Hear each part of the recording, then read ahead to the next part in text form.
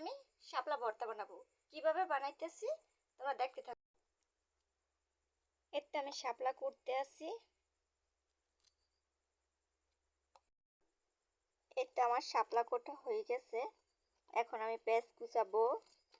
দুইটা কর্মচা আনছি গাছ থেকে আর একটা আমড়া। এখন এগুলো কুচাবো। এই তো আমরা কুচানো হয়ে গেছে, পেঁয়াজ কুচানো হয়ে গেছে, কর্মচা কুচানো হয়ে গেছে, শাপলাও হয়ে গেছে। এখন এগুলো দেবো। পানি দিয়া ধুইতে হবে ভালোভাবে।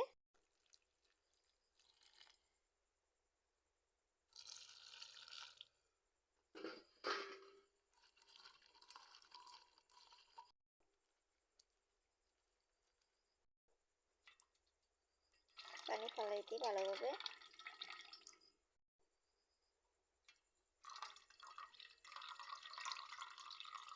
ভালোভাবে সব পানি ফেলাই দিতে আসছি। এই তো আমার দেওয়া হয়ে গেছে। পানিতে প্রচুর কষ। এখন মাখাবো। তেঁতুল নিছি, এগুলো সব কিছু দিয়ে মাখাবো। দেখতে থাকো।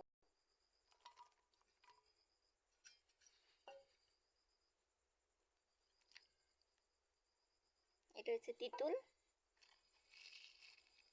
সাথে বিট লবণ দিয়ে দিলাম। লবণের দরকার নাই। আর অল্প একটু চিনি দিয়ে দিলাম। এখন ভালোভাবে চটকাবো।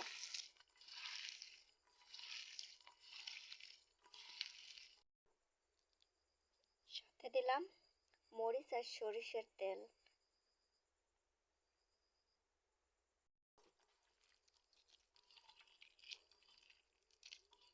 এখন ভালোভাবে মাখি।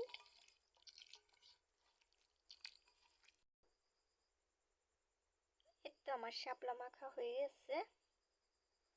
কেমন হয়েছে আমার রেসিপিটা? যদি ভালো লাগে কমেন্ট বক্সে বললে যাও।